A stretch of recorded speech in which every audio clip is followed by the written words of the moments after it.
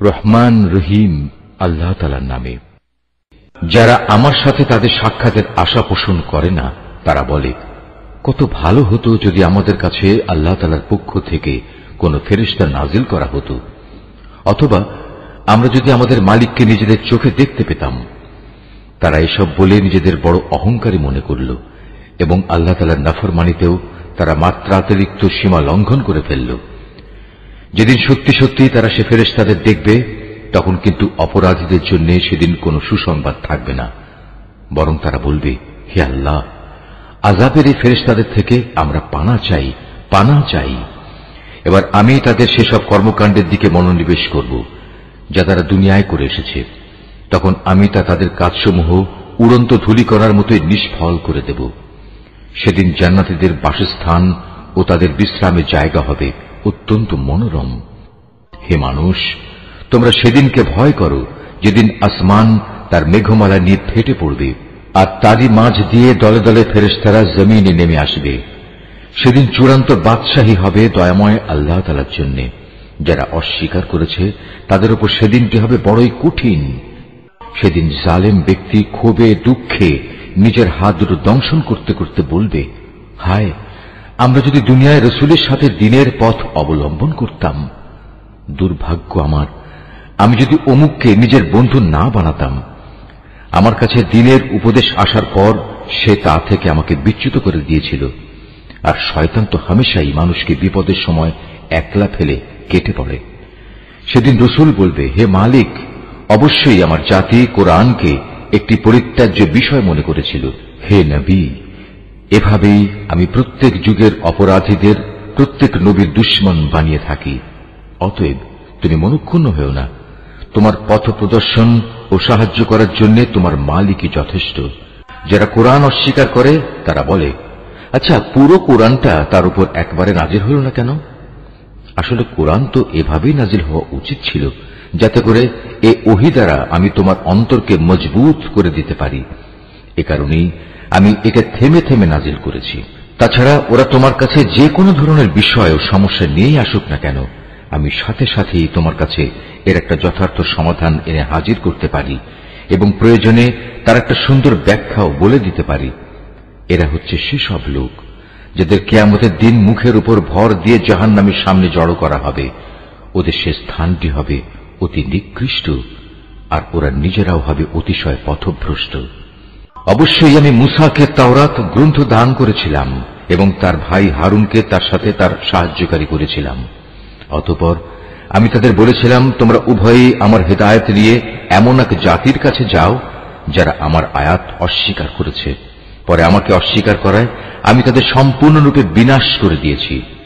একইভাবে যখন নূহের সম্প্রদায়ও আমার রাসূলদের মিথ্যা সাব্যস্ত করল, তখন আমি তাদের সবাইকে মহাপ্লাবনের পানিতে ডুবিয়ে দিয়েছি এবং আমি ওদের পরবর্তী মানুষদের জন্য শিক্ষণীয় বিষয় করে রেখেছি। আমি জালেমদের জন্য মর্মন্তুদ আযাব ঠিক করে রেখেছি। একই নিয়মে আমি ধ্বংস করে দিয়েছি আদ, সামুদ ও রাসের অধিবাসীদের এবং তাদের অন্তর্বর্তীকালীন আরো বহু সম্প্রদায়কেও। তাদের প্রত্যেকের কাছেই আমি আগের ধ্বংসপ্রাপ্ত জাতিসমূহের নিদর্শনসমূহ উপস্থাপন করেছি, যা দিয়ে আমি তাদের সতর্ক করেছিলাম। কিন্তু কেউই যখন সতর্কবাণী শুনল না, তখন আমি তাদের সবাইকে চূড়ান্তভাবে নির্মূল করে দিয়েছি। এরা তো সে জনপদ দিয়ে নিত্য আসা যাওয়া করে, যার উপর আযাবের বৃষ্টি বর্ষণ করা হয়েছিল। ওরা কি তা দেখছে না? আসল কথা হচ্ছে, এরা পুনরায় জীবিত হওয়ার কোনো আশাই পোষণ করে না। হে নবী, এরা যখন তোমাকে দেখে তখন তোমাকে কেবল ঠাট্টা বিদ্রুপের পাত্র রূপেই গণ্য করে বলে, এ কি সে লোক যাকে আল্লাহ তাআলা রাসূল করে পাঠিয়েছেন? এ ব্যক্তিই তো আমাদের দেবতাদের ইবাদত থেকে আমাদের সম্পূর্ণ বিচ্যুতই করে দিত যদি আমরা তাদের উপর দৃঢ় প্রতিষ্ঠিত না থাকতাম। হ্যাঁ, তারা যখন আল্লাহ তাআলার আযাব স্বচক্ষে দেখতে পাবে, তখন ভালো করে জানতে পারবে কে তোমাদের মাঝে বেশি পথভ্রষ্ট ছিল। হে নবী, তুমি কি সে ব্যক্তির অবস্থা দেখোনি যে তার কামনা বাসনাকে নিজের মাবুদ বানিয়ে নিয়েছে? তুমি কি তার মতো ব্যক্তিকে সঠিক পথে আনার কোন দায়িত্ব নিতে পারো? হে নবী, তুমি কি সত্যি মনে করো তাদের অধিকাংশ লোক তোমার কথা শোনে কিংবা এর মর্ম বোঝে? আসলে ওরা হচ্ছে পশুর মতো, বরং কোন কোন ক্ষেত্রে তারা আরো বেশি বিভ্রান্ত। হে নবী, তুমি কি তোমার মালিকের কুদরতের দিকে তাকিয়ে দেখো না, কিভাবে তিনি ছায়াকে সর্বত্র বিস্তার করে রেখেছেন। তিনি ইচ্ছা করলে তা তো একই স্থানে স্থায়ী করে রাখতে পারতেন। অতঃপর আমি কিন্তু সূর্যকে তার উপর একটি স্থায়ী নির্ঘণ্ট বানিয়ে রেখেছি। পরে আমি ধীরে ধীরে তাকে আমার দিকে গুটিয়ে আনব। আল্লাহ তাআলাই তোমাদের জন্য রাতকে আবরণ, ঘুমকে আরাম ও দিনকে জেগে ওঠার সময় করে দিয়েছেন। তিনি তার বৃষ্টিরূপী রহমতের আগে সুসংবাদবাহী বায়ু প্রেরণ করেন, অতঃপর আসমান থেকে তার মাধ্যমে বিশুদ্ধ পানি বর্ষণ করেন, যেন তা দিয়ে তিনি মৃত ভূখণ্ডে জীবনের সঞ্চার করতে পারেন এবং তা দিয়ে তার সৃষ্ট অসংখ্য জীবজন্তু ও মানুষের পিপাসা নিবারণ করতে পারেন। পানি বিতরণ পরিকল্পনাকে আমি বারবার তাদের মাঝে সংঘটিত করি, যাতে করে তারা এ বিষয়টি থেকে শিক্ষা গ্রহণ করতে পারে। কিন্তু অধিকাংশ মানুষই আমার অকৃতজ্ঞতা ছাড়া অন্য কিছু করতে অস্বীকার করল। আমি ইচ্ছা করলে প্রতিটি জনপদে এক একজন সতর্ককারী পাঠাতে পারতাম। অতএব তুমি কাফেরদের এই অভিযোগের পেছনে পড়ো না, তুমি এ কোরআন দিয়ে তাদের প্রচন্ড মোকাবেলা করো। তিনি একই জায়গায় দুটো সাগর একসাথে প্রবাহিত করে রেখেছেন, একটি হচ্ছে মিষ্ট ও সুপেয়, আরেকটি লোনা ও ক্ষার বিশিষ্ট। উভয়ের মাঝখানে তিনি একটি সীমারেখা বানিয়ে রেখেছেন।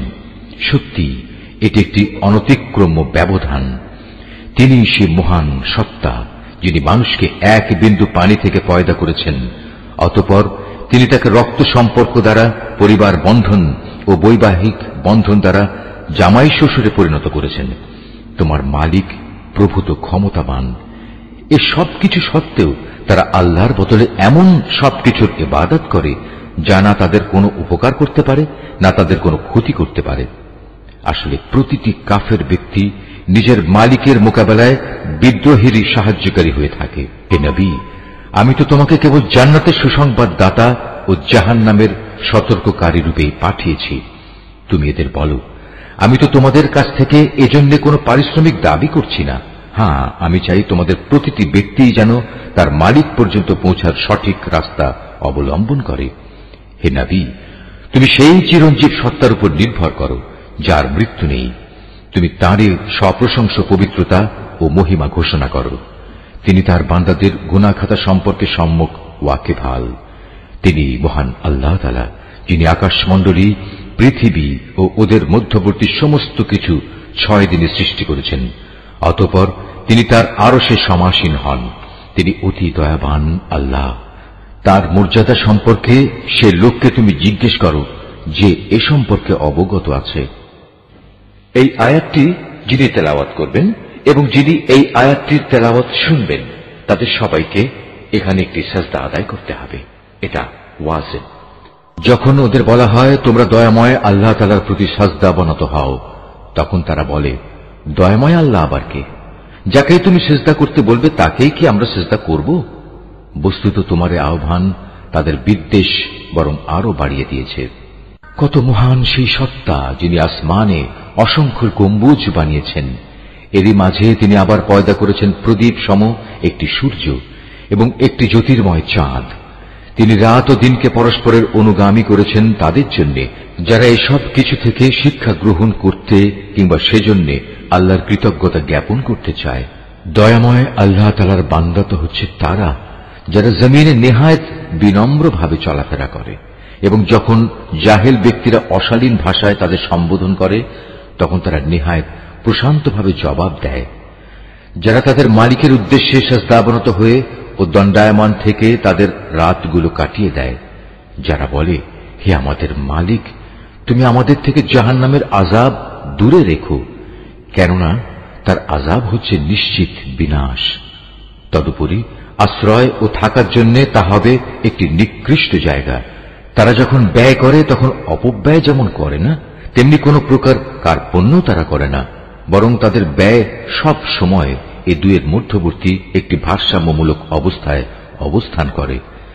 যারা আল্লাহ তাআলার সাথে অন্য কোন মাবুদকে ডাকে না, যথার্থ কারণ ব্যতি রেখে যাকে হত্যা করতে আল্লাহ তাআলা নিষেধ করেছেন তাকে যারা হত্যা করে না, উপরন্তু যারা ব্যভিচার করে না, যে ব্যক্তি এসব অপরাধ করবে সে তার গুনাহের শাস্তি ভোগ করবে। কিয়ামতের দিন তার জন্য এ শাস্তি আরো বাড়িয়ে দেয়া হবে। সেখানে সে অপমানিত হয়ে চিরকাল পড়ে থাকবে। কিন্তু যারা এসব থেকে তওবা করেছে, আল্লাহর উপর ঈমান এনেছে এবং নেক আমল করেছে, আল্লাহ তাআলা এমন সব লোকদের পেছনের গুনাহসমূহ তাদের নেক আমল দ্বারা বদলে দেবেন। আল্লাহ তাআলা ক্ষমাশীল ও পরম দয়ালু। যে ব্যক্তি তওবা করে এবং নেক আমল করে, সে এর দ্বারা সম্পূর্ণত আল্লাহ অভিমুখী হয়ে পড়ে। দয়াময় আল্লাহ তাআলার নেক বান্দা তারাও যারা মিথ্যা সাক্ষ্য দেয় না। ঘটনাচক্রে যদি কোনো অযথা বিষয়ের তারা সম্মুখীন হয়ে যায়, তাহলে একান্ত ভদ্রতার সাথে তারা সেখান থেকে সরে পড়ে। এরা হচ্ছে এমন কিছু লোক, তাদের কাছে যখন তাদের মালিকের কোনো আয়াত পড়ে কোনো কিছু স্মরণ করানো হয়, তখন তারা তার উপর অন্ধ ও বধির হয়ে দাঁড়িয়ে থাকে না। যারা বলে, হে আমাদের মালিক, তুমি আমাদের স্বামী, স্ত্রী ও সন্তান সন্ততিদের থেকে আমাদের জন্য চোখের শীতলতা দান করো। উপরন্তু তুমি আমাদের পরহেজগার লোকদের ইমাম বানিয়ে দাও। এরাই হচ্ছে সেসব লোক, তাদের কঠোর ধৈর্যের বিনিময় স্বরূপ যাদের সুরম্য বালাখানা দেয়া হবে, ফেরেশতাদের পক্ষ থেকে তাদের সম্মানজনক অভিবাদন ও সালাম সহ অভ্যর্থনা জানানো হবে। সেখানে তারা চিরকাল থাকবে। কত উৎকৃষ্ট সে জায়গা আশ্রয় নেওয়ার জন্য, কত সুন্দর সে জায়গা থাকার জন্য। হে নবী, তুমি এদের বলো, তোমরা যদি তাকে না ডাকো, তবু আমার মালিক তোমাদের মোটেই পরোয়া করবেন না। যদি তোমরা তাকে ডাকো, তবে তা তোমাদেরই কল্যাণ বয়ে আনবে। কিন্তু তোমরা তো তাকে অস্বীকার করেছ, তাই অচিরেই এটা তোমাদের জন্য কাল হয়ে দেখা দেবে। সূরা আশ-শুআরা। রহমান রহিম আল্লাহ তাআলার নামে। সিন মিম। এ হচ্ছে সুস্পষ্ট গ্রন্থের কতিপয় আয়াত। হে নবী, মনে হচ্ছে তুমি তোমার জীবনটাই ধ্বংস করে দেবে, কেন তারা ঈমান আনছে না সে দুঃখে। অথচ আমি চাইলে এদের উপর আসমান থেকে এমন একটি নিদর্শন নাজিল করতে পারি, যা দেখে তাদের গর্দান তার দিকে ঝুঁকে পড়বে। যখনই দয়াময় আল্লাহ তাআলার কাছ থেকে এদের কাছে কোনো নতুন উপদেশ আসে, তখনই তারা তা থেকে মুখ ফিরিয়ে নেয়। এরা যেহেতু আল্লাহর আযাব অস্বীকার করেছে, তাই অচিরেই তাদের কাছে সে আযাবের প্রত্যক্ষ বিবরণ এসে হাজির হবে, যা নিয়ে তারা ঠাট্টা বিদ্রূপ করত। এরা কি জমিনের দিকে নজর করে দেখে না আমি কত কত ধরনের উৎকৃষ্ট জিনিসপত্র তাতে উৎপাদন করাই? নিশ্চয়ই এর মাঝে আমার সৃষ্টি কৌশলের নিদর্শন ছড়িয়ে আছে, কিন্তু তাদের অধিকাংশ মানুষ তা বিশ্বাসই করে না। তোমার মালিক অবশ্যই পরাক্রমশালী ও পরম দয়ালু। হে নবী, তুমি তাদের সে সময়কার কাহিনী শোনাও, যখন তোমার মালিক মূসাকে ডাকলেন ইসলামের দাওয়াত নিয়ে, যেন জালেম জাতির কাছে যায় যেন ফেরাউনের জাতির লোকদের কাছে। তারা কি আমার ক্রোধকে ভয় করে না? সে বলল, হে আমার মালিক, আমি আশঙ্কা করছি তারা আমাকে মিথ্যা সাব্যস্ত করবে। তাছাড়া আমার হৃদয় সংকীর্ণ হয়ে আসছে, আমার জিহ্বা ভালো করে কথা বলতে পারে না। এমত অবস্থায় আমার সাহায্যের জন্য তুমি হারুনের কাছে নবুত পাঠাও। তাছাড়া আমার উপর তাদের আগে থেকেই একটা অপরাধের অভিযোগ আছে, তাই আমি ভয় করছি এখন তারা সে অভিযোগে আমাকে মেরেই ফেলবে। আল্লাহ তাআলা বললেন, না, তা কখনো হবে না। আমার আয়াত নিয়ে তোমরা উভয়ই তার কাছে যাও। আমি তো তোমাদের সাথেই আছি, আমি সবকিছু শুনতে পাই। তোমরা দুজন যাও ফেরাউনের কাছে। অতঃপর তোমরা তাকে বলো, আমরা সৃষ্টিকুলের মালিক আল্লাহ তাআলার প্রেরিত রাসূল, তুমি বনী ইসরায়েলদের আমাদের সাথে যেতে দাও। ফেরাউন এসব শুনে বলল, হে মূসা, আমি কি তোমাকে আমাদের তত্ত্বাবধানে রেখে লালন পালন করিনি? তুমি কি জীবনে বেশ কয়েকটি বছর আমাদের মধ্যে অতিবাহিত করনি? তখন তোমরা যা কিছু করার ছিল তা তুমি ঠিক মতোই করেছ। তুমি তো দেখছি ভারী অকৃতজ্ঞ মানুষ। বলল, হ্যাঁ, আমি তখন সে কাজটি একান্ত না জানা অবস্থায় করে ফেলেছি। অতঃপর যখন আমি তোমাদের কাছ থেকে প্রতিশোধের ব্যাপারে ভয় পেয়ে গেলাম, তখন আমি তোমাদের এখান থেকে পালিয়ে গেলাম। তারপর আমার মালিক আমাকে বিশেষ জ্ঞান দান করলেন এবং আমাকে রসুলদের দলে সামিল করলেন। আর তুমি তোমার রাজ পরিবারের সে অনুগ্রহ, যার বোঝা তুমি আজ আমার উপর রাখার প্রয়াস পেলে, তার মূল কারণ এটাই ছিল যে তুমি বনী ইসরায়েলদের নিজের গোলাম বানিয়ে রেখেছিলে। ফেরাউন বলল, সৃষ্টিকুলের মালিক আবার কে? বলল, তিনি হচ্ছেন আসমান সমূহ ও জমিনের এবং এ উভয়ের মধ্যবর্তী স্থানে যা কিছু আছে তার সব কিছুর মালিক। কত ভালো হতো যদি তোমরা বিশ্বাস করতে। ফেরাউন তার আশেপাশে যারা বসা ছিল তাদের বলল, তোমরা কি শুনছ মূসা কি বলছে? সে বলল, তিনি তোমাদের মালিক এবং তোমাদের পূর্বপুরুষদেরও মালিক। ফিরআউন তার দলবলকে বলল, তোমাদের কাছে পাঠানো তোমাদের রসুল হচ্ছে আসলেই এক বদ্ধ পাগল। সে বলল, তিনি পূর্ব পশ্চিম উভয় দিকের মালিক, আরো মালিক এদের উভয়ের মাঝখানে যা কিছু আছে সে সব কিছুরও। কত ভালো হতো যদি তোমরা অনুধাবন করতে। সে বলল, হে মুসা, যদি তুমি আমাকে বাদ দিয়ে অন্য কাউকে মাবুদ হিসেবে গ্রহণ করো তাহলে আমি অবশ্যই তোমাকে জেলে ভরব। সে বলল, আমি যদি তোমার সামনে নবুয়তের সুস্পষ্ট কোন দলিল প্রমাণ হাজির করি তবুও কি তুমি এমনটি করবে? সে বলল, যাও নিয়ে এসো সে দলিল প্রমাণ, যদি তুমি তোমার দাবিতে সত্যবাদী হও। অতঃপর সে তার লাঠি জমিনে নিক্ষেপ করল, তৎক্ষণাৎ তা একটি দৃশ্যমান অজগর হয়ে গেল। দ্বিতীয় নিদর্শন হিসেবে সে বগল থেকে তার হাত বের করল, সাথে সাথেই তার দর্শকদের সামনে চমকাতে লাগল। ফিরআউন তার আশেপাশে উপবিষ্ট দরবারের বড় আমলাদের বলল, হে তো দেখছি আসলে একজন সুদক্ষ জাদুকর। সে তার জাদুর শক্তি দিয়ে তোমাদের দেশ থেকে তোমাদেরই বের করে দিতে চায়। বলো এখন তোমরা আমাকে এ ব্যাপারে কি পরামর্শ দেবে? তারা বলল, আমাদের মতে তুমি তাকেও তার ভাইকে কয়েকদিনের অবকাশ দাও এবং এ সুযোগে তুমি শহরে বন্দরে জাদুকরদের নিয়ে আসার ফরমান দিয়ে সংগ্রাহকদের পাঠিয়ে দাও। তাদের বলে দাও তারা যেন প্রতিটি সুদক্ষ জাদুকরকে তোমার সামনে এনে হাজির করে। অতঃপর একটি নির্দিষ্ট দিনে একটি নির্দিষ্ট সময়ে দেশের সব জাদুকরদের একত্রিত করা হল। সাধারণ মানুষদের জন্যও শাহী ফরমান জারি করে বলা হল তারাও যেন সেখানে একত্রিত হয়। এ আশা নিয়ে আজ সবাই আসবে যে যদি জাদুকররা আজ বিজয়ী হয় তাহলে আমরা মুসাকে বাদ দিয়ে তাদের অনুসরণ করতে পারব। তারা ফিরআউনের সামনে এসে বলল, আমরা যদি আজ জয়লাভ করি তাহলে আমাদের জন্য পর্যাপ্ত পুরস্কার থাকবে তো? সে বলল, হ্যাঁ তা তো অবশ্যই। তেমন অবস্থায় তোমরাই তো হবে আমার ঘনিষ্ঠ জন। মোকাবেলা শুরু হয়ে গেলে মুসা তাদের বলল, হ্যাঁ তোমরাই আগে নিক্ষেপ করো যা কিছু তোমাদের কাছে নিক্ষেপ করার আছে। অতঃপর তারা তাদের রশি ও লাঠি মাটিতে ফেলল এবং তারা বলল, ফিরআউনের ইজ্জতের কসম, আজ অবশ্যই আমরা বিজয়ী হব। তারপর মুসা তার হাতের লাঠি জমিনে নিক্ষেপ করল। সহসা তা এক বিশাল অজগর হয়ে তাদের জাদুর অলীক সৃষ্টিগুলোকে গ্রাস করতে লাগল। অতঃপর ঘটনার আকস্মিকতা জাদুকরদের সাজদা অবনত করে দিল। তারা বলল, আমরা সৃষ্টিকুলের মালিকের উপর ঈমান আনলাম মুসা ও হারুনের মালিকের উপর। এতে ক্রোধান্বিত হয়ে সে ফিরআউন বলল, এ কি, আমি তোমাদের কোন রকম অনুমতি দেওয়ার আগেই তোমরা তার মালিকের উপর ঈমান এনে ফেললে? আমি বুঝতে পারছি আসলে এ হচ্ছে তোমাদের সবচেয়ে বড় গুরু। এই তোমাদের সবাইকে জাদু শিক্ষা দিয়েছে। অতি সত্বর তোমরা তোমাদের অবস্থা জানতে পারবে। আমি তোমাদের হাত ও পা বিপরীত দিক থেকে কেটে দেব। অতঃপর আমি তোমাদের সবাইকে একে একে শুলে চড়াবো। তারা বলল, এতে আমাদের কোনো ক্ষতি নেই। তুমি যাই করো আমরা তো একদিন আমাদের মালিকের কাছেই ফিরে যাব। আমরা আশা করব সেদিন আমাদের মালিক আমাদের জাদু সংক্রান্ত এসব গুনাহখাতা মাফ করে দেবেন, কেননা আমরাই এ দলের মাঝে সবার আগে ঈমান এনেছি। রুকু 4। অতঃপর আমি মুসার কাছে ওহী পাঠিয়ে বললাম, রাত থাকতে থাকতেই তুমি আমার বান্দাদের নিয়ে এ জনপদ থেকে বেরিয়ে যাও। সাবধান থেকো, ফিরআউনের পক্ষ থেকে তোমাদের অবশ্যই অনুসরণ করা হবে। ইতিমধ্যে ফিরআউন সৈন্য জড়ো করার জন্য শহরে বন্দরে সংগ্রাহক পাঠিয়ে দিল। সে বলল, এরা তো হচ্ছে একটি ক্ষুদ্র দল মাত্র। এরা আমাদের অনেক ক্রোধের উদ্রেক ঘটিয়েছে, অথচ এদের মোকাবেলায় আমরা হচ্ছে একটি সম্মিলিত সেনাবাহিনী। আমি ধীরে ধীরে এবার তাদের উদ্যানমালা ও ঝর্ণাধারা সমূহ থেকে বের করে আনলাম তাদের সঞ্চিত ধনভাণ্ডার ও সুরম্য প্রাসাদ সমূহ থেকে।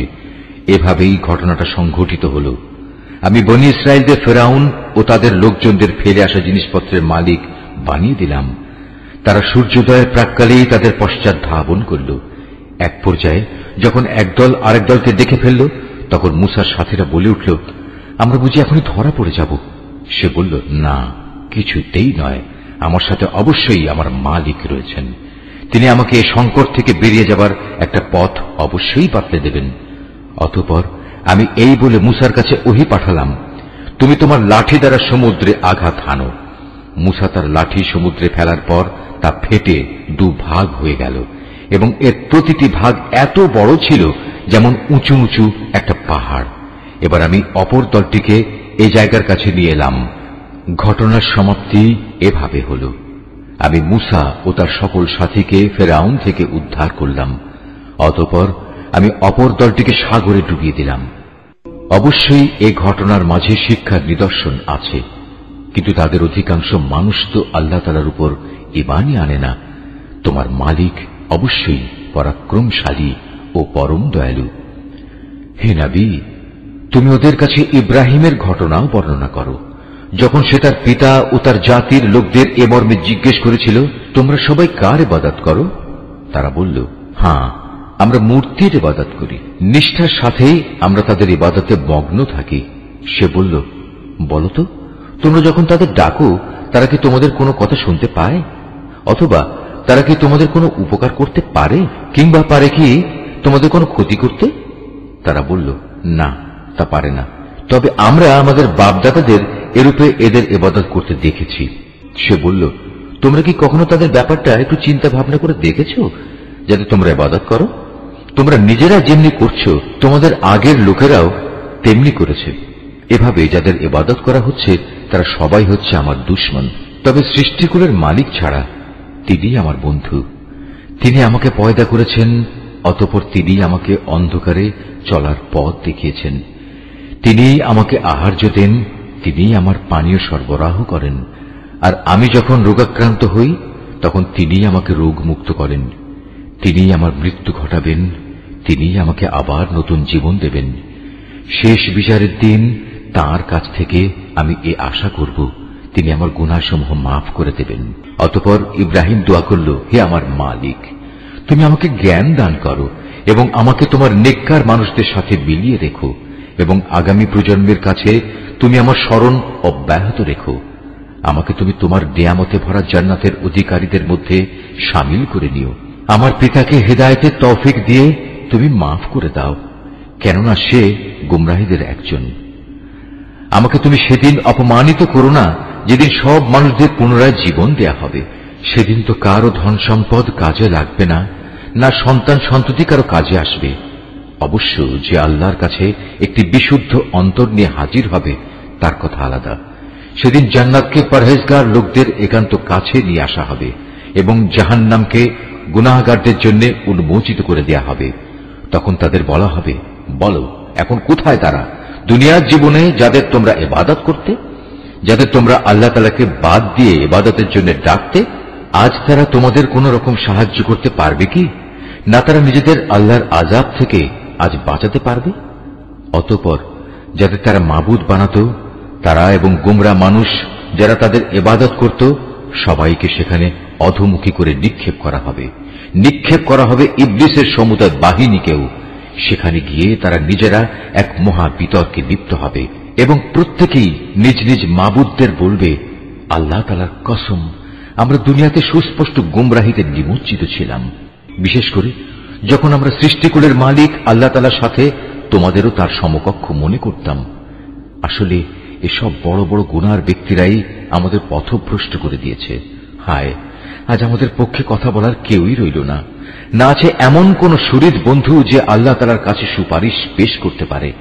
কত ভালো হতো যদি আমাদের আরেকবার দুনিয়ায় পাঠিয়ে দেয়া হতো, তাহলে অবশ্যই আমরা ঈমানদার হয়ে যেতাম। নিঃসন্দেহে এ ঘটনার মাঝেও শিক্ষার বহু নিদর্শন রয়েছে, কিন্তু তাদের অধিকাংশ লোক তো ঈমানই আনে না। নিশ্চয়ই তোমার মালিক পরাক্রমশালী ও পরম দয়ালু। নূহের জাতির লোকেরাও আমার রসুলদের মিথ্যা সাব্যস্ত করেছিল। যখন তাদেরই ভাই নূহ এসে তাদের বলল, হে আমার জাতি, তোমরা কি আল্লাহ তাআলাকে ভয় করো না? নিঃসন্দেহে আমি তোমাদের জন্য একজন বিশ্বস্ত রসুল। অতএব তোমরা একমাত্র আল্লাহ তাআলাকে ভয় করো এবং আমার আনুগত্য করো। আমি এ দাওয়াত পৌঁছানোর জন্য তোমাদের কাছে কোনো পারিশ্রমিক দাবি করি না। আমার যা পারিশ্রমিক তা তো রব্বুল আলামিনের কাছে মজুদ রয়েছে। সুতরাং তোমরা আল্লাহ তাআলাকে ভয় করো এবং আমার আনুগত্য করো। তারা বলল, আমরা কিভাবে তোমার উপর ঈমান আনব, যখন আমরা দেখতে পাচ্ছি কতিপয় নিচু লোক তোমার আনুগত্য স্বীকার করে নিয়েছে। সে বলল, ওরা কে কি কাজ করে তা আমার জানার বিষয় নয়। তাদের কাজের হিসাব গ্রহণ করা আমার দায়িত্ব নয়। এটা তো সম্পূর্ণ আমার মালিকের ব্যাপার। কত ভালো হতো এ কথাটা যদি তোমরাও বুঝতে পারতে।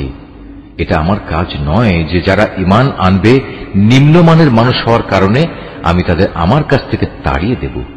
আমি তো একজন সতর্ককারী ছাড়ার কিছুই নই। তারা বলল, হে নূহ, যদি তুমি এই কাজ থেকে ফিরে না আসো তাহলে তোমাকে পাথর মেরে হত্যা করা হবে। সে বলল, হে আমার মালিক, তুমি দেখতে পাচ্ছ কিভাবে আমার জাতি আমাকে মিথ্যাবাদী সাব্যস্ত করল। তুমি আমার এবং তাদের মাঝে একটা ফয়সালা করে দাও।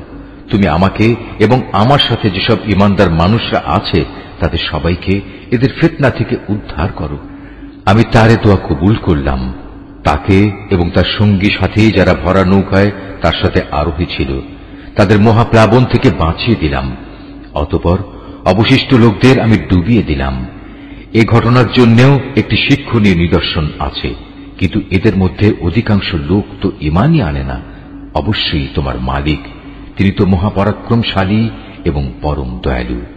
আদ সম্প্রদায়ের লোকেরাও তাদের রসুলদের মিথ্যা প্রতিপন্ন করেছিল। যখন তাদেরই একজন শুভাকাঙ্ক্ষী ভাই এসে তাদের বলল, হে আমার জাতির লোকেরা, এ কি হলো তোমাদের? তোমরা কি আল্লাহ তাআলাকে ভয় করবে না? আমি হচ্ছে তোমাদের জন্য একজন বিশ্বস্ত রসুল। অতএব তোমরা আল্লাহ তাআলাকে ভয় করো এবং আমার আনুগত্য করো। আমি তো এই কাজের জন্য তোমাদের কাছে কোনো প্রতিদান চাই না। আমার প্রতিদান তো রব্বুল আলামিন আল্লাহ তাআলার কাছে মজুদ রয়েছে। তোমরা প্রতিটি উঁচু স্থানে স্মৃতিসৌধ হিসেবে বড় বড় ঘর বানিয়ে নিচ্ছ, যা তোমরা একান্ত অপচয় হিসেবেই করছো। এমন নিপুণ শিল্পকর্ম দিয়ে প্রাসাদ বানাচ্ছ যা দেখে মনে হয় তোমরা বুঝি এ পৃথিবীতে চিরদিন থাকবে। অপরদিকে তোমরা যখন কার উপর আঘাত হানো, সে আঘাত হানো অত্যন্ত নিষ্ঠুর স্বেচ্ছাচারী হিসেবে। অতএব তোমরা আল্লাহ তাআলাকে ভয় করো এবং আমার আনুগত্য করো। তোমরা ভয় করো তাকে যিনি তোমাদের এমন সবকিছু দিয়ে সাহায্য করেছেন যা তোমরা ভালো করে জানো। তিনি চতুষ্পদ জন্তু জানোয়ার সন্তান সন্ততি দিয়ে তোমাদের সাহায্য করেছেন সুরম্য উদ্যানমালা ও ঝর্ণা ধারা দিয়ে। সত্যি আমি এসব অকৃতজ্ঞ আচরণের কারণে তোমাদের জন্য একটি কঠিন দিনের শাস্তির ভয় করছি। তারা বলল, হে নবী, তুমি আমাদের কোনো উপদেশ দাও কিংবা না দাও, উভয়টাই আমাদের জন্য সমান। তোমার এসব কথা আগের লোকদের নিয়ম নীতি ছাড়া আর কিছু নয়। আসলে আমরা কখনো আযাব প্রাপ্ত হব না। অতঃপর তারা তাকে মিথ্যা সাব্যস্ত করল। আমিও তাদের সম্পূর্ণ ধ্বংস করে দিলাম। মূলত এই ঘটনার মাঝেও রয়েছে শিক্ষণীয় নিদর্শন। তা সত্ত্বেও এদের অধিকাংশ মানুষ ঈমান আনে না। নিশ্চয়ই তোমার মালিক পরাক্রমশালী, পরম দয়ালু। এভাবে সামুদ জাতীয় তাদের রসুলদের মিথ্যা প্রতিপন্ন করেছিল। যখন তাদেরই এক ভাই সালেহ তাদের বলেছিল, তোমাদের এ কি হলো? তোমরা কি আল্লাহ তাআলাকে ভয় করবে না? নিঃসন্দেহে আমি তোমাদের জন্য একজন বিশ্বস্ত রসুল। অতএব তোমরা আল্লাহ তাআলাকে ভয় করো এবং আমার আনুগত্য করো। আমি তো তোমাদের কাছে এ কাজের জন্য কোন রকম পারিশ্রমিক দাবি করছি না যে এ ভয়ে তোমরা আমাকে অমান্য করবে। আমার যা কিছু পারিশ্রমিক তা তো সৃষ্টিকুলের মালিক আল্লাহর কাছে মজুদ রয়েছে।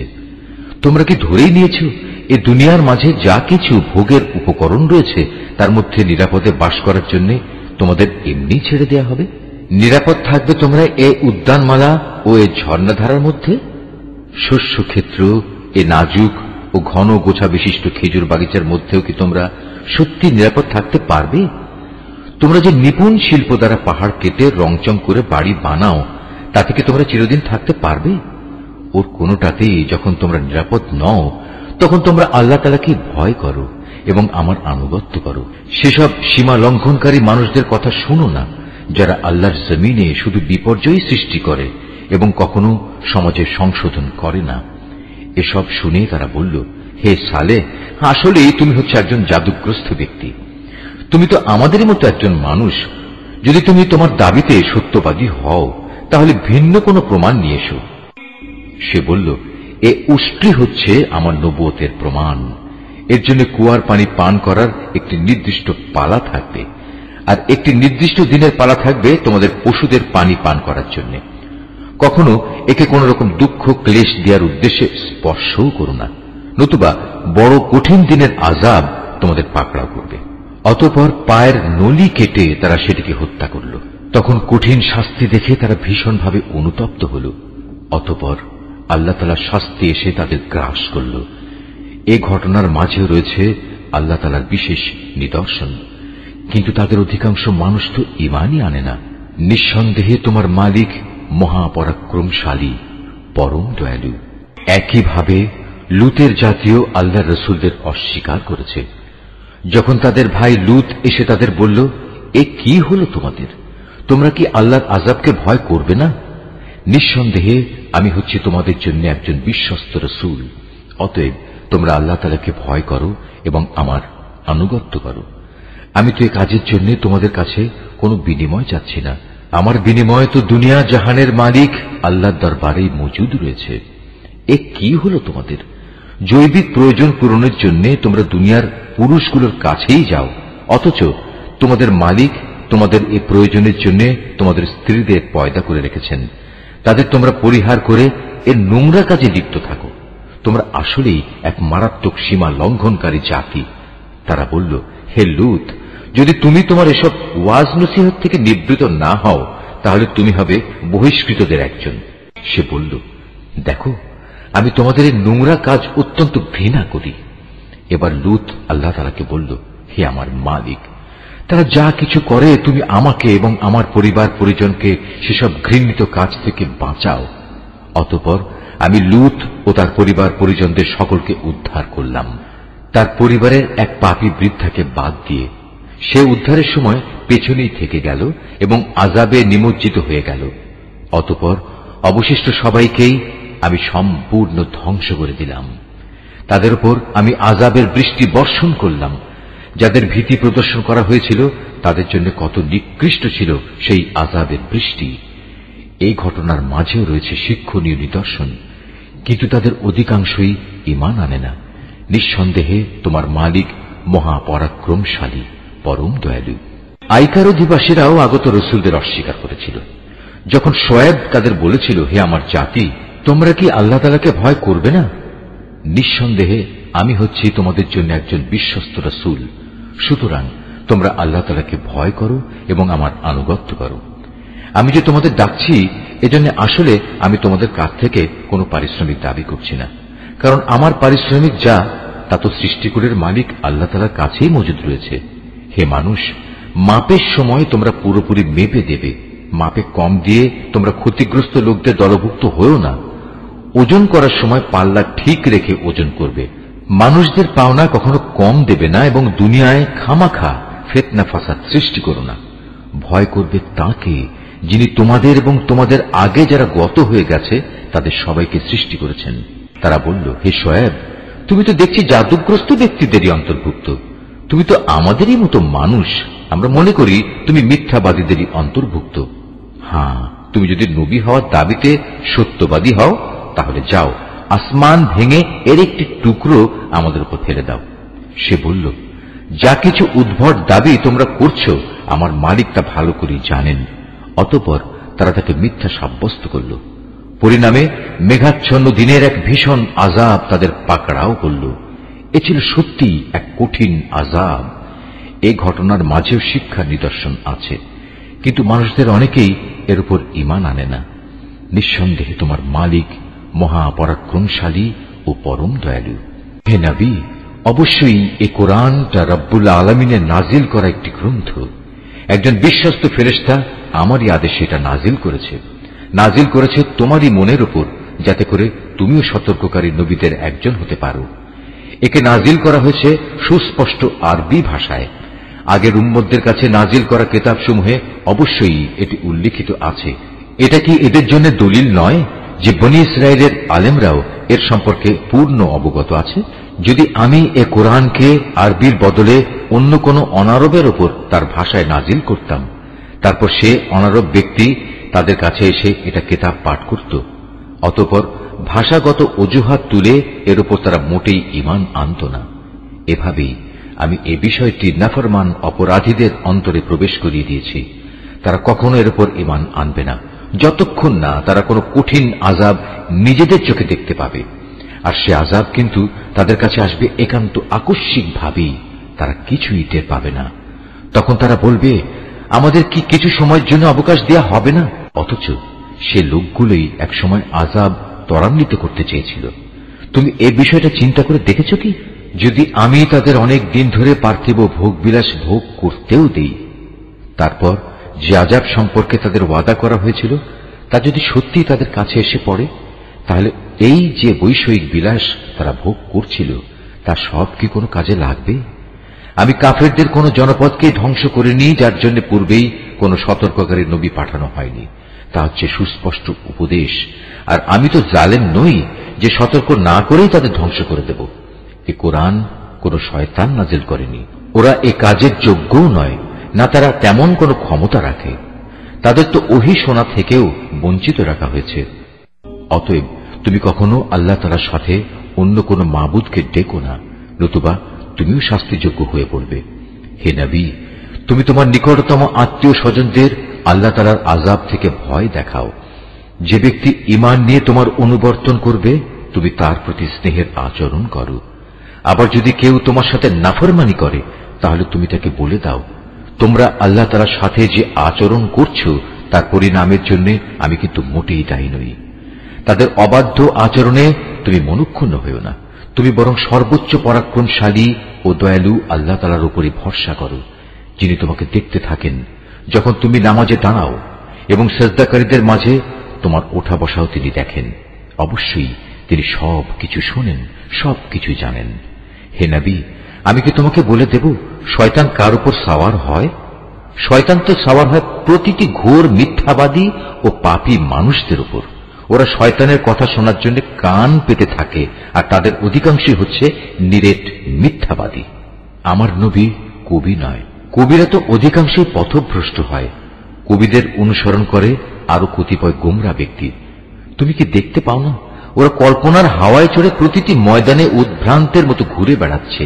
এরা এমন কথা অন্যদের বলে যা তারা নিজেরা করে না।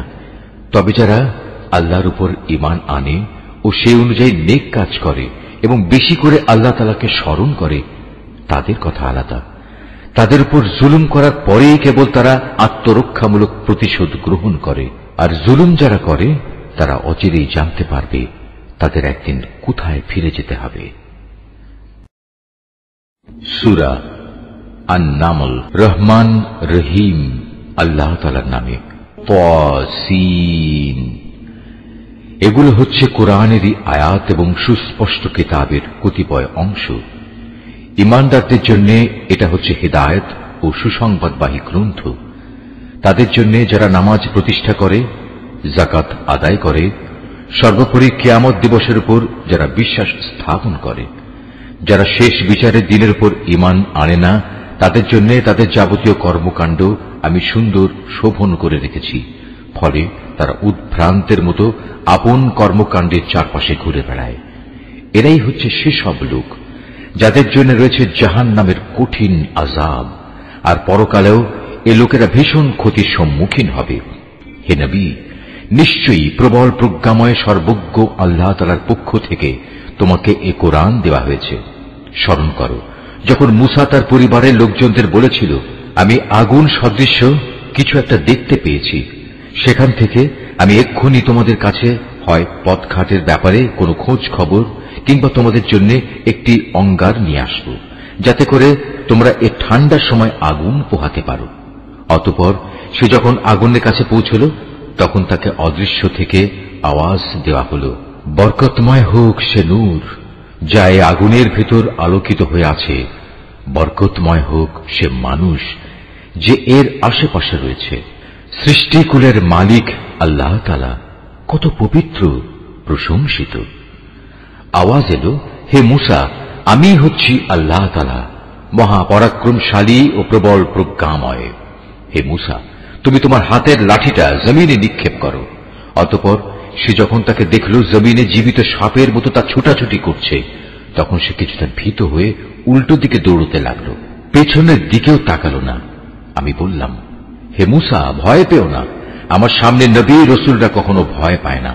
হ্যাঁ, যদি কেউ কখনো কোনো অন্যায় করে তাহলে তা ভিন্ন কথা, কিন্তু সে যদি অন্যায়ের পর তার বদলে পুনরায় নেক আমল করে, তাহলে সে যেন জেনে রাখে আমি অবশ্যই ক্ষমাশীল ও পরম দয়ালু।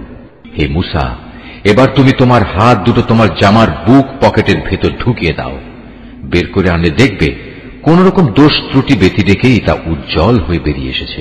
এই মুজিজাগুলো সে 9টি নিদর্শনেরই অন্তর্গত, যা ফেরাউন ও তার জাতির জন্য আমি মূসার সাথে পাঠিয়েছিলাম। ওরা অবশ্যই ছিল একটি গুনাহগার জাতি। অতঃপর যখন তাদের কাছে আমার উজ্জ্বল নিদর্শনসমূহ হাজির হল, তখন তারা বলল, এ তো হচ্ছে স্পষ্ট জাদু। তারা জুলুম ও ঔদ্ধত্যের কারণে তার সবকিছু প্রত্যাখ্যান করল, যদিও তাদের অন্তর এসব নিদর্শন সত্য বলে গ্রহণ করে নিয়েছিল। অতঃপর হে নবী, তুমি দেখে নাও আমার জমিনে বিপর্যয় সৃষ্টিকারীদের কি পরিণাম হয়েছিল। আমি অবশ্যই দাউদ এবং সুলাইমানকে দিন দুনিয়ার জ্ঞান দান করেছিলাম। তারা উভয়ই বলল, যাবতীয় তারিফ আল্লাহ তাআলার, যিনি তার বহু ঈমানদার বান্দার উপর আমাদের শ্রেষ্ঠত্ব দান করেছেন। দাউদের মৃত্যুর পর সুলাইমান দাউদের উত্তরাধিকারী হল। উত্তরাধিকার পেয়ে সে তার জনগণকে বলল, হে মানুষরা, আমাকে আল্লাহ তাআলার পক্ষ থেকে পাখিদের বুলি পর্যন্ত শেখানো হয়েছে। এছাড়াও আমাকে দুনিয়ার প্রতিটি জিনিসই দেয়া হয়েছে। এ হচ্ছে আল্লাহ তাআলার এক সুস্পষ্ট অনুগ্রহ। সুলাইমানের সেবার জন্য মানুষ, জিন ও পাখিদের মধ্যে থেকে এক বিশাল বাহিনী সমবেত করা হয়েছিল। এরা আবার বিভিন্ন বুহে সুবিন্যস্ত ছিল। সুলাইমান একবার অভিযানে বের হল। তারা যখন পিপিলিকা অধ্যুষিত উপত্যকায় পৌঁছল, তখন একটি স্ত্রী পিপিলিকা তার স্বজনদের বলল, হে পিপিলিকার দল, তোমরা দ্রুত নিজ নিজ গর্তে ঢুকে পড়ো। দেখো, এমন যেন না হয় সুলাইমান ও তার বাহিনী নিজেদের সম্পূর্ণ অজান্তে তোমাদের পায়ের নিচে পিষে ফেলবে। তার কথা শুনে সুলাইমান একটু মৃদু হাসি হাসল এবং বলল, হে আমার মালিক, তুমি আমাকে তৌফিক দাও যাতে করে এই পিপিলিকাটির ব্যাপারেও আমি অমনোযোগী না হই, এবং আমাকে ও আমার পিতা মাতাকে তুমি যেসব নিয়ামত দান করেছ, আমি যেন বিনয়ের সাথে তার কৃতজ্ঞতা আদায় করতে পারি। আমি যেন এমন সব নেক কাজ করতে পারি যা তুমি পছন্দ করো। অতঃপর তুমি তোমার অনুগ্রহ দিয়ে আমাকে তোমার নেককার মানুষদের অন্তর্ভুক্ত করে নাও। একবার সে তার পাখি বাহিনী পর্যবেক্ষণ করতে শুরু করল এবং এক পর্যায়ে বলল, কি ব্যাপার, হুদহুদ নামক পাখিটা দেখছি না যে? সে কি আজ সত্যি অনুপস্থিত? হয় সে এই অনুপস্থিতির কোন পরিষ্কার কারণ নিয়ে আমার কাছে হাজির হবে, না হয় তাকে আমি অবহেলার জন্য কঠিন শাস্তি দেব, অথবা বিদ্রোহ প্রমাণিত হলে তাকে আমি হত্যাই করে ফেলব। এই খোঁজাখুঁজির পর বেশিক্ষণ সময় অতিবাহিত হয়নি। সেই পাখিটি ছুটে এসে বলল, হে বাদশাহ, আমি এমন এক খবর জেনেছি যা তুমি এখনো অবগত হওনি। আমি তোমার কাছে সাবা জাতির একটি নিশ্চিত খবর নিয়ে এসেছি। আমার অনুপস্থিতির এ হচ্ছে কারণ। আমি সেখানে এক রমণীকে দেখেছি, তাদের উপর সে রাজত্ব করছে। দেখে মনে হল তাকে দুনিয়ার সব কয়টি জিনিসই বুঝিয়ে দেওয়া হয়েছে। তদুপরি তার কাছে আছে বিরাট এক সিংহাসন। আমি তাকে এবং তার জাতিকে দেখলাম, তারা আল্লাহ তাআলাকে বাদ দিয়ে সূর্যকে সেজদা করছে।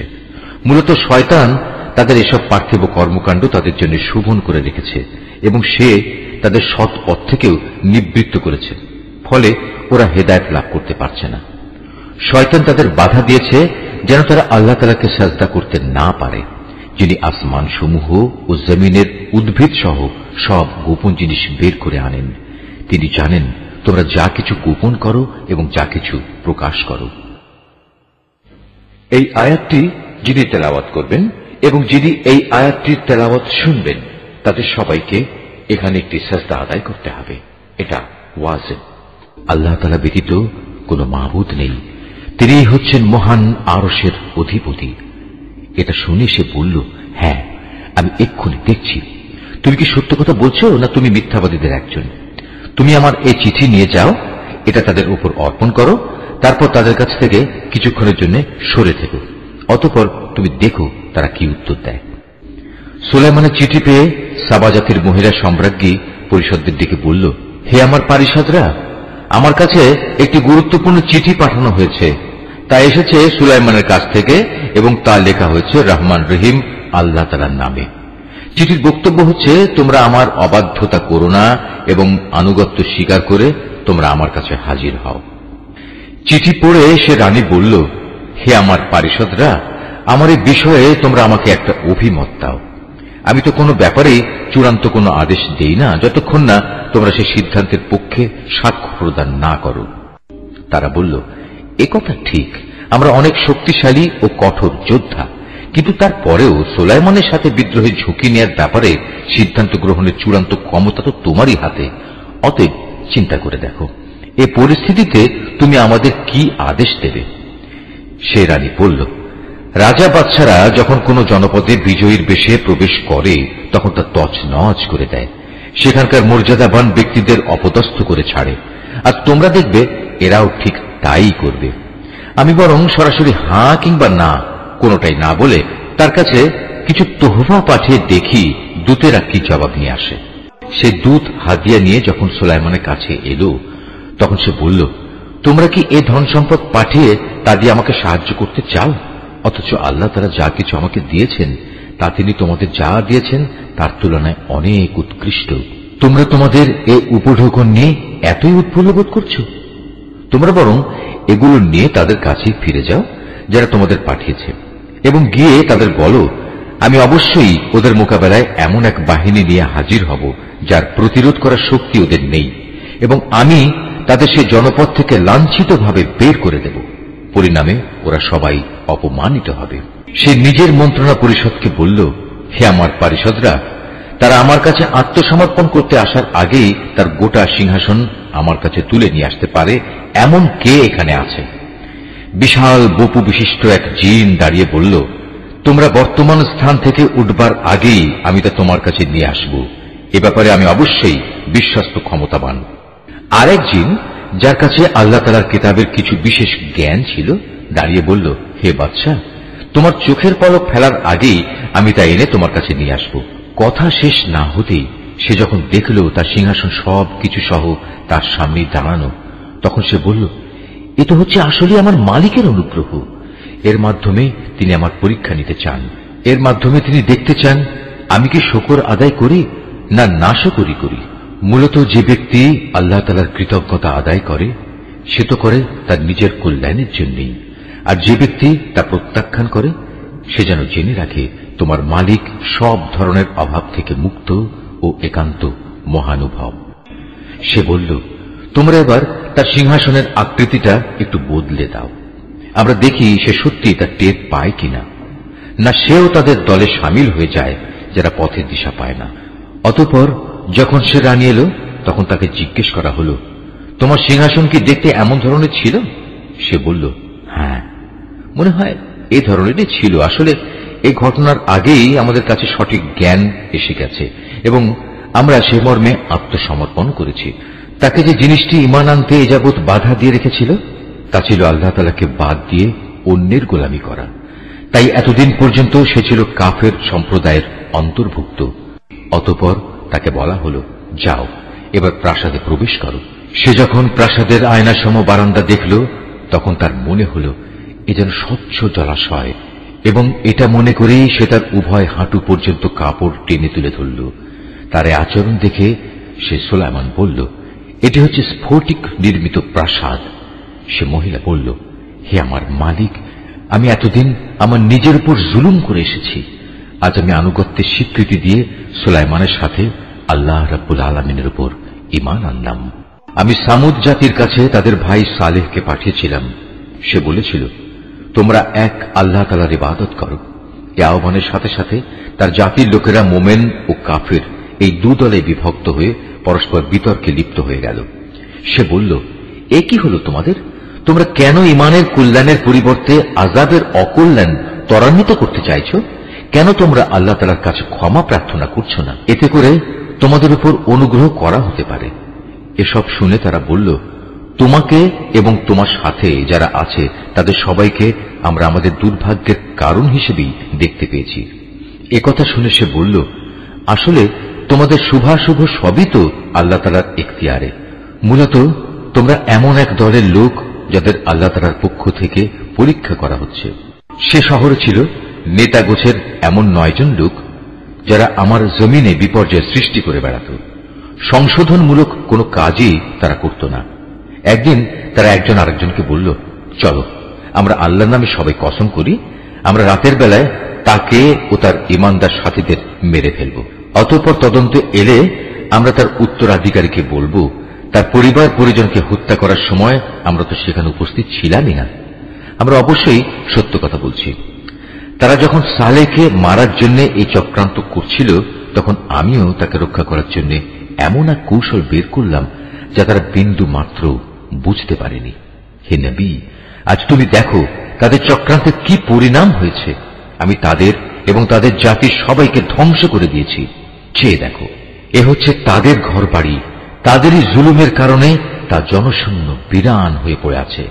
অবশ্যই এই ঘটনার মাঝে জ্ঞানবান মানুষদের জন্য শিক্ষার অনেক নিদর্শন রয়েছে। যারা আল্লাহ তাআলার উপর ঈমান এনেছে এবং আল্লাহ তাআলাকে ভয় করেছে, আমি তাদের আমার আযাব থেকে মুক্তি দিয়েছি। আর হে নবী, তুমি লূতের কথাও এদের স্মরণ করাও, যখন সে তার জাতিকে বলল, তোমরা কেন অশ্লীল কাজ করছো, অথচ তোমরা এর পরিণাম ভালো করেই দেখতে পাচ্ছ।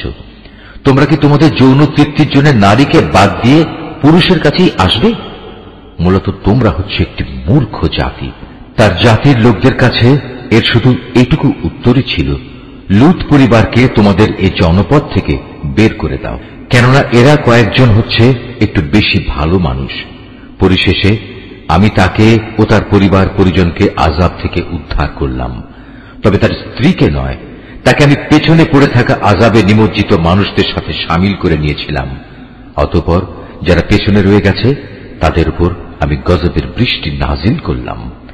যাদের ভীতি প্রদর্শন করা হয়েছিল তাদের জন্য এ বৃষ্টি, যা সেদিন ভীত সন্ত্রস্ত এই জাতির উপর পাঠানো হয়েছিল, কতই না নিকৃষ্ট ছিল। রুকু 5। হে নবী, তুমি বলো, সমস্ত তারিফ একমাত্র আল্লাহ তাআলার জন্য নিবেদিত এবং যাবতীয় শান্তি তার সেসব নেক বান্দার জন্য, যাদের তিনি তার দ্বীনের জন্য বাছাই করে নিয়েছেন। আসলে কে শ্রেষ্ঠ, আল্লাহ তাআলা না এরা তার সাথে যারা শরীক করে? নিশ্চয়ই আল্লাহ যা বলেছেন সত্য বলেছেন।